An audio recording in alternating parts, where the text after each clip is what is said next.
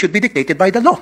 So is there a law na kung saan sinasang-ayunan ng policy na sinasabi nyo matagal na pinapractice ng mga taga-Deped? Dapat lahat ng mga bagay na ginagawa sa ating mga eskwelahan, lalo sa Deped, na who's receiving lots and lots of budget by the billions, dapat nandoon nakasaad sa batas. RA 5546, bawal po talaga ang contribution, collection sa mga estudyante whatsoever, whether yan ay voluntary or otherwise, except for Red Cross, Girl Scout, Boy Scout, and Barrio High School. Yun lang po talaga minention sa 5546. Wala nang iba pa. Kaya kung meron pong ginagawang collection other than those mentions, then that is against the law, against 5546, which is happening right now in so many public elementary high school. And marami pong lumabas na mga department order, and I can mention a few of them, na they're trying to circumvent the law para lamang matuloy yung gusto nila mangyari ng eskwelahan na kumolekta. Ang point ko lamang po dito, Mr. President, Your Honor, Madam, mag-implement na tayo ng policy. Meron tayong law, then dapat it's up to the executive para ma-implement itong law. Because the last time I was informed na gumawa ako ng batas para ma-implement na raw, mag-implement ng batas. Nagagawin ko, I don't have to because meron na palang dalawang batas, Your Honor. Yes. Your Honor, Mr. President, His Honor is correct in his paraphrasing or delivering the provisions of RA 5546 kung saan ho, and I will just read it no para clear ang maintindihan din ng mga kasamahan natin yung issue po na malapit po sa puso ng ating kasamahan. The section 1 of RA 5546 states, the sale of tickets and or the collection of contributions in any form whatsoever by any person for any project or purpose, whether voluntary or otherwise, from school children, students and teachers of public and private schools, colleges and universities is hereby prohibited. Tama po sir, no? Yan, Mr. President, yan po ang tinutukoy ng ating kasamahan. Tama po? Tama ho ba? I agree. Yes, okay. So, nung ako ho yung nakikipagdiskusyon sa Deped, aware po sila dito na bawal talaga ang collections of contributions in any form from school children, students, and teachers. And that is why, in their Department Order number 49 series of 2022, known as the Promotion of Professionalism in the Implementation and Delivery of Basic Education Programs and Services, prohibits DepEd officials and employees from seeking contribution, support, solicitation of any kind or any kind of intervention from non-DepEd entities. It goes on to say, likewise, the department implements a no-fee collection policy wherein no fees shall be collected from learners in kindergarten up to grade 4, while fees on certain memberships may be collected from learners in grade 5 and above, strictly on a voluntary basis, i.e. Boys and Girl Scouts, Philippine National Red Cross, Parent Teachers Associations. So ito po yata, sir, ang implementing order na hinahanap nyo, Mr. President. Is His Honor, do I respond to His Honor's question by pointing out this DepEd order number 49? Thank you, Mr. President, Your Honor. Pero can a department order supersedes a Republic Act? Mr. President, in my humble legal opinion, this department order is consistent with the law. But I am very open to hear His Honor's concerns kung meron dito sa department order na inconsistent. Kasi isa po ako sa naniniwala na hindi talaga dapat nagsusupersede ang isang department order. We are one with that. And I let the record show that the minority floor leader is nodding his head because for more than a decade, magkakasama kami always reviewing this department orders. Hindi ho tayo nagtotolerate na nag-e-exist. So nagkakaisa po tayo dyan, Mr. President. Pero dito po sa RA 5546, Mr. President, Your Honor, Madam, totally pinagbabawal ang any form of collections, voluntary or otherwise, except Red Cross, Girl Scout, Boy Scout, and then donors for the support of Barrio High School. And I have a definition of Barrio High School with me. Never did this RA mention about PTA. Meron ba diyang batas na kung saan, batas tayo, dinidefine ang meaning and function ng PTA? Alam niyo po ba yun? Dito sa RA 5546, wala hong banggit ng PTA. Tama. Pero I will ask DepEd if there are any other. I don't need to know. Okay. Ako nang bahala. Yes, Mr. President. PD 603, December 10, 1974, dinefine ang meaning ng PTA. At nowhere here na nagsasabi ang PTA pwedeng mangulekta. Ang sinasabi dito, ang PTA ay isang programa, samahan, na para tulungan ng mga estudyante sa kanilang academic performance. Kung ano mga problema ng estudyante, ano problema ng mga magulang at teachers tungkol sa estudyante to enhance their participation sa eskwelahan, yun po yung purpose. Look at PD 603, ma'am. I'll give you a minute. PD 603, December 10, 1974. It is a forum being provided by the law para yung mga magulang at ng mga estudyante at guro ay magkaroon ng pagkakataon, mapag-usapan yung welfare ng mga estudyante. Yung pong pinakabuod. Never doon sa PD na yan did mention na pwedeng mangulekta ang PTA ng contribution o collection para sa mga proyekto ng anumang mga proyekto sa isang eskwelahan. Yes. Mr. President, I will respond to his Honor's observation on the definition of PTA. Umpisahan ko po kung ano tong PD 603, no? This is the Child and Welfare Code. Familiar po tayo dyan. It's basically a law that governs, is meant to protect children. And Section 77. Section 77, just to be clear, malawak ko itong batas na ito kasi ito din ho ang naging foundation ng Foster Care Act na naging basis ng mga amendments natin on foster care laws. It's a very general law, quite detailed, no, in various ways of protecting children. So there is a section on home and school, chapter 2 po ito. And Article 77, as his Honor correctly points out, mentions Parent-Teachers Association. It states every elementary and secondary school shall organize a Parent-Teacher Association for the purpose of providing a forum for the discussion of problems and their solutions relating to the total school program and for ensuring the full cooperation of parents in the efficient implementation of such programs. All parents who have children enrolled in a school are encouraged to be active members of its PTA and to comply with whatever obligation and responsibility such membership entails. Parent-teacher associations all over the country shall aid the municipal and the local authorities and school officials in the enforcement of juvenile delinquent control measures and in the implementation of programs and activities to promote child welfare. Mr. President, in response to his Honor's concern or conclusion that the Parent-Teachers Association do not have the authority to collect. Tama ho, no, sir? Mr. President, that is the question, no? That the Parent-Teacher Association, by definition here in PD 603, do not have the authority to collect. That is the question. Let me rephrase what I said. Mr. President, Your Honor, I want a clear definition in our law that states that the PTA is allowed to collect contributions, voluntary or otherwise. Saan po sa ating konstitusyon? Saan po sa ating batas? Yun po gusto ko para maging malinaw po sa ating lahat. Yes, dapat po understood. nandito, meron po ba?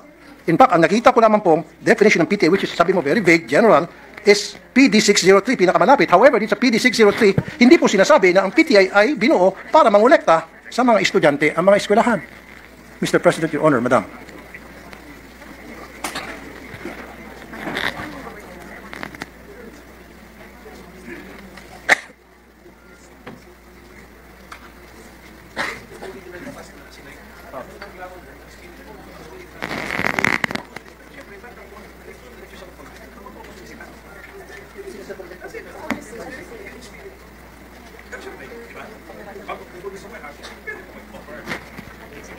Mr. President, I just needed to confer with Deped if tama po ang intindi ko. So in Article 77 of PD 603, which I had just read into the record, as I said, it states there that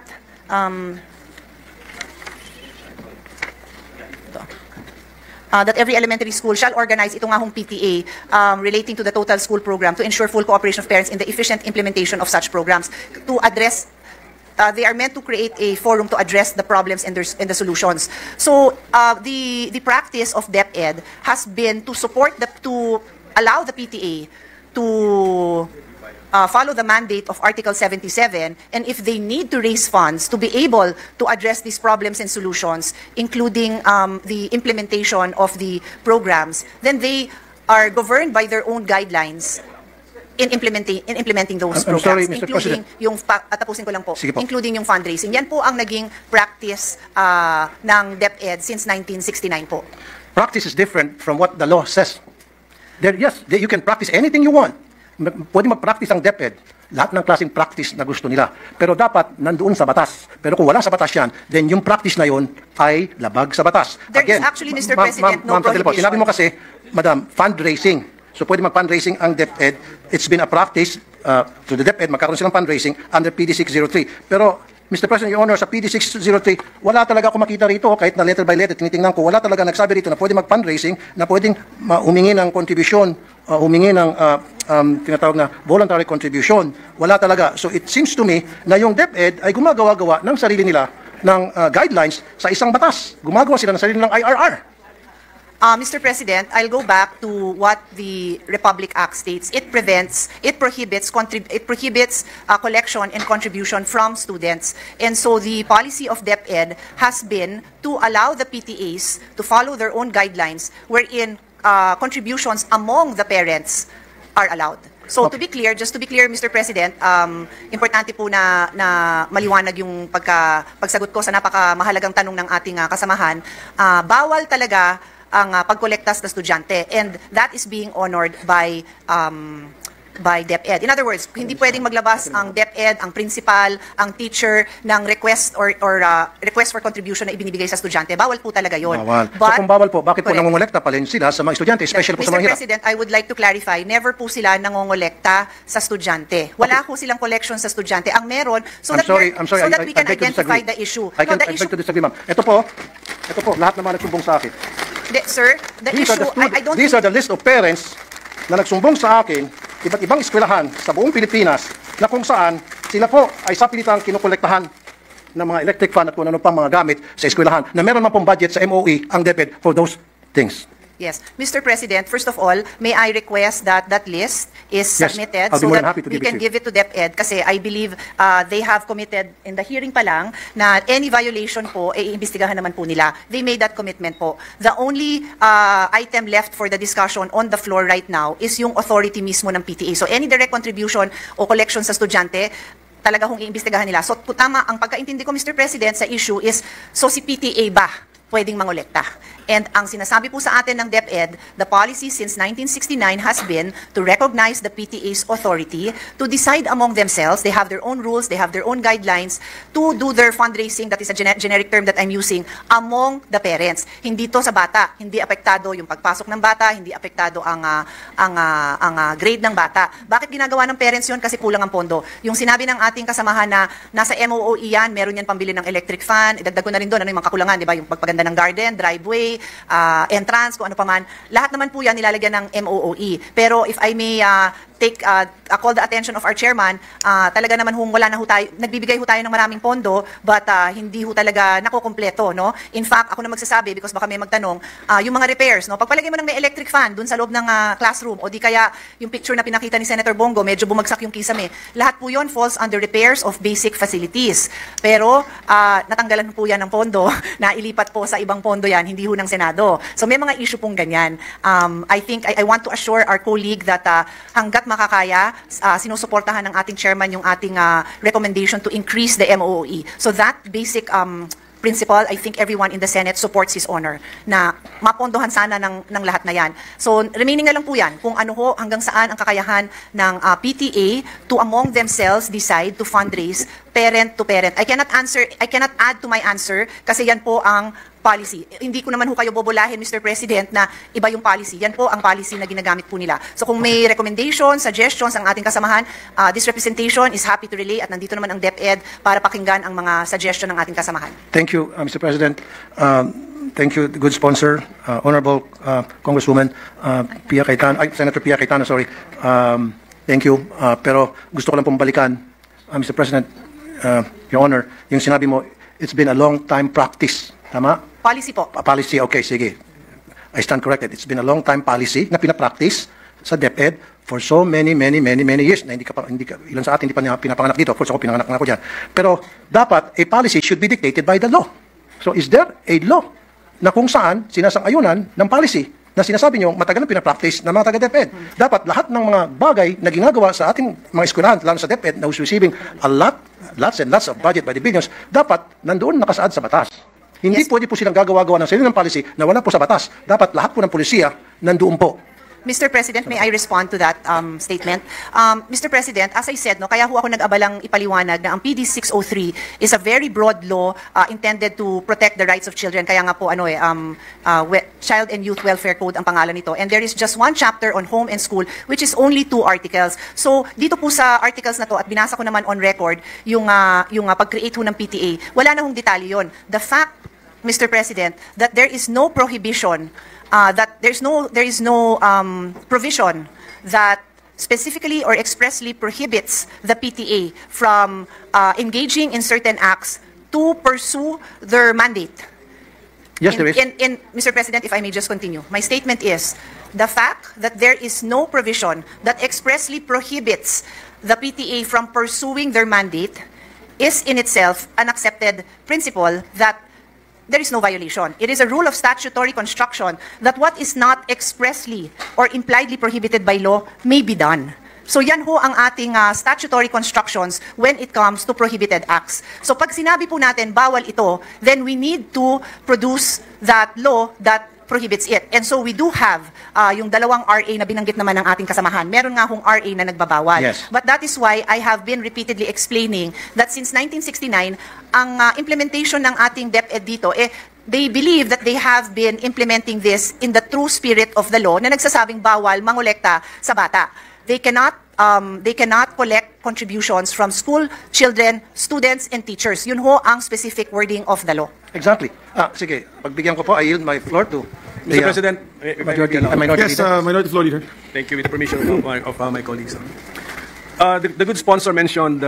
Lahat po ng Newsflash video ay makikita sa aking Newsflash playlist. Sa mga gusto naman po ng mga biblical topics, punta po kayo sa aking channel na Mahaphir TV. Para sa mga gustong mag-order ng Firmax Firmang and Lifting Cream and Immune System Booster, contact Mr. Dante Maravillas on Facebook. Cell phone number 090865535757.